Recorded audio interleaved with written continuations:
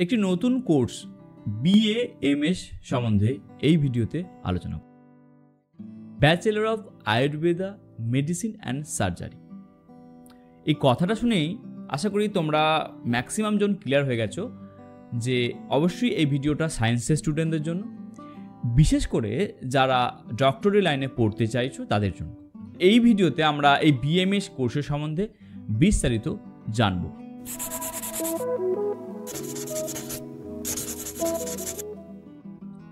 এই ভিডিওটা আলোচনা করার আগে একটি অনুরোধ তোমাদের উদ্দেশ্যে, যারা এই বছর নিট এক্সাম দিয়েছো বা 2 বছর দিচ্ছ নিট এক্সাম, এতটুকু আমরা জানি যে প্রতি বছর যে এই নিট এক্সাম হয়, ন্যাশনাল এলিজিবিলিটি টেস্ট যে এক্সামটা আমরা দিই, এই এন্ট্রান্সের মাধ্যমে আমরা ডক্টর হই। আমাদের দেশেতে 10 লক্ষেরও অধিক স্টুডেন্ট প্রতি বছর দেয়। তার কত পার্সেন্ট ডক্টর হয় সেটা আমরা জানি, খুব কম সংখ্যক।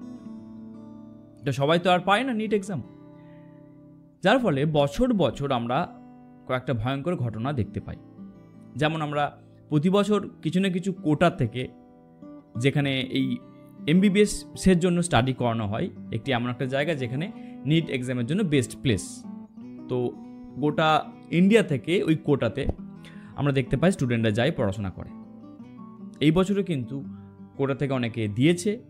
তার মধ্যে যেটা খারাপ খবর, আমরা গত বছরও যেমন দেখেছিলাম কয়েকটা স্টুডেন্ট আত্মহত্যা করেছে, এই বছরে কিন্তু কয়েকটা স্টুডেন্টকে আমরা আত্মহত্যা করতে দেখছি।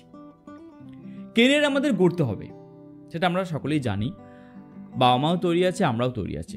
ভালো কেরিয়ার ডিসিশন নেওয়াটা আমাদের প্রয়োজন আছে। ডক্টর ইঞ্জিনিয়ার হওয়াটা তো কম বেশি সকলেরই খ্বাইশ থাকে যারা সায়েন্স নিয়ে পড়ে। সকলেই তার MBBS পায় না। MBBS পাওয়াটাও যে সবটাই হবে, সবার যে হবে তার তো কোনো মানে নাই। এই 720 নাম্বারের মধ্যে কাট অফ, প্রপার কলেজ পাওয়া বা এই সমস্ত অনেক কিছু বিষয় এসে যায়।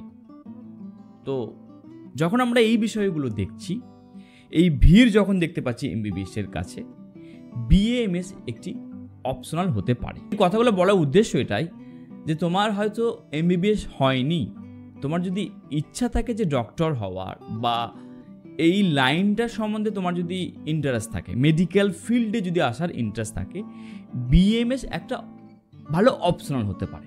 আমি ইকুইভ্যালেন্ট বলবো না MBBS-এর মতন। MBBS একটু আলাদা পোর্শন থাকে, BAMS-এর একটু আলাদা পোর্শন।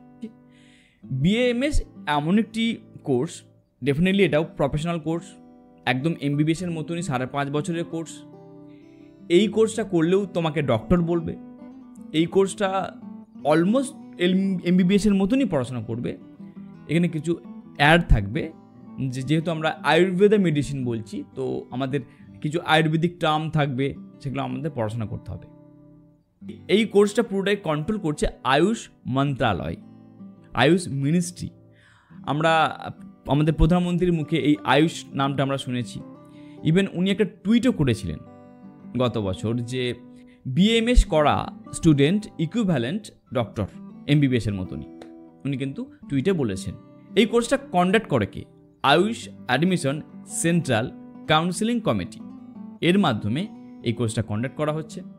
এই কোর্সটার জন্য একটি কথা প্রথমে বলে রাখি, আমাদের ভারতবর্ষে কম বেশি এই কোর্সটাতে ধরো যদি 300টা কলেজ থাকে, অলমোস্ট 250টা কলেজ প্রাইভেট, 50টা কলেজ আছে যেখানে আমাদের সরকারিতে তোমরা চান্স পাবে। কোর্সে চান্স পাওয়ার জন্য যেটা তোমাদের বেসিক ক্রাইটেরিয়া, অবশ্যই তোমাদের PCB থাকতে হবে, নিট এক্সাম দিতে হবে, নিট এক্সাম কোয়ালিফাই করতে হবে। আর যখন আমরা বিষয়টা আসি যে সরকারি কলেজে পাওয়ার, সেই ক্ষেত্রে নিটের যে স্কোরটা থাকবে অবশ্যই ভালো থাকতে হবে, তবে কিন্তু সরকারি কলেজে হবে। এবার আসছি যে এই কোর্সটা করার জন্য কোর্স ফি কী আছে। 35,000 টাকা শুরু করে এই কোর্সের ফিজ 42 লাখ টাকা অবধি হতে পারে। এটা ডিপেন্ড করছে কলেজের উপরে।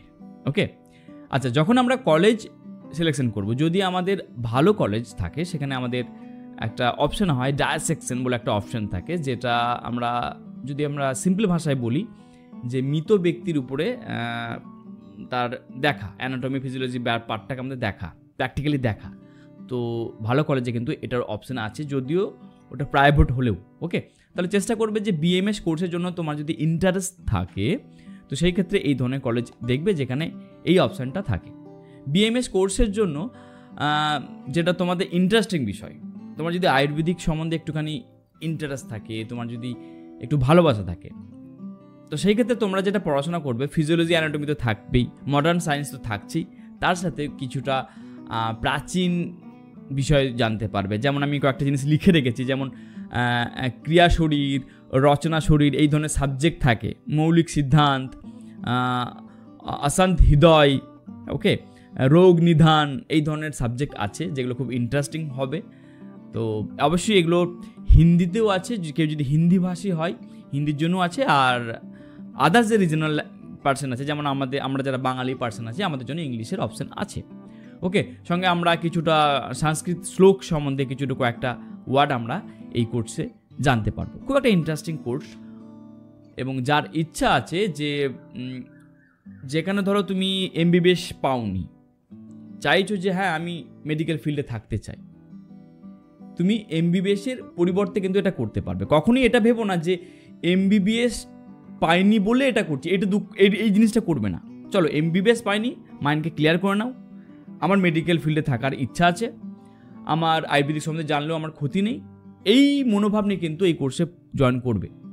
আর যদি মনে হয় যে আমি এমবিবিএস পাইনি বলে এটা করছি, মনের মধ্যে একটা দ্বন্দ্ব থেকেই যাবে, একটা কেমন অস্বস্তি থেকেই যাবে। তো এই জিনিসটা কিন্তু ক্লিয়ার করবে এই কোর্সে করার আগে। ওকে, এবার আসি যে এই কোর্স করার পর চাকরির কী অপশান আছে বা কী করা যেতে পারে, কেরিয়ারের স্কোপটা কী আছে। অবশ্যই যেটা মেন জায়গা, যেহেতু প্রফেশনাল কোর্স, নিজস্ব প্র্যাকটিস করার জায়গা থাকছে, নিজস্ব ওপিটি, অ্যাজ এ ডক্টর হিসাবে কনসাল্ট করতে পারবে, এছাড়াও গাইনোকোলজিস্ট হিসেবে কনসাল্ট করা যেতে পারে, ফার্মাসিস্ট হিসাবে কাজ করা যেতে পারে, বিভিন্ন হসপিটালে চাকরি আছে, সেটা আয়ুর্বেদ অনেক কয়েকটা হসপিটাল আছে সেখানেও চাকরি আছে, বা বিভিন্ন যে বড় বড় যে ডায়াগনোস সেন্টার আছে সেখানেও চাকরি আছে ডক্টর হিসাবে, বা নিজস্ব হসপিটাল বা নিজস্ব চেম্বার খুলেও কিন্তু গ্রো করা যায়, এখানে কোথাও সমস্যা থাকবে না। ওকে, এছাড়াও কয়েকটা টেকনিকের মাধ্যমে এই প্রফেশনে থাকা যায়। যেমন আমি লিখেছি প্রাণচক্রমা বলে একটি প্র্যাকটিস আছে, সেই অ্যাজ এ প্রাণচক্রমা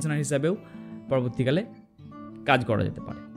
দেখো, কয়েকটা জিনিস আমাদেরকে মেনে নিতে হবে যে এমন কয়েকটা রোগ আছে যেখানে তোমার অ্যালোপ্যাথি মেডিসিন ফেল করে যায়, ওই সমস্ত জায়গাতে আয়ুর্বেদিক মেডিসিন অনেক বেশি কার্যকরী হয়েছে। এবং আয়ুর্বেদিক মেডিসিনের আমাদের যে বর্তমান যে ভারত সরকার যে হারে জোর দিয়েছে, তো এই কোর্সের কিন্তু ফিউচার বলা যেতে পারে খুবই আছে।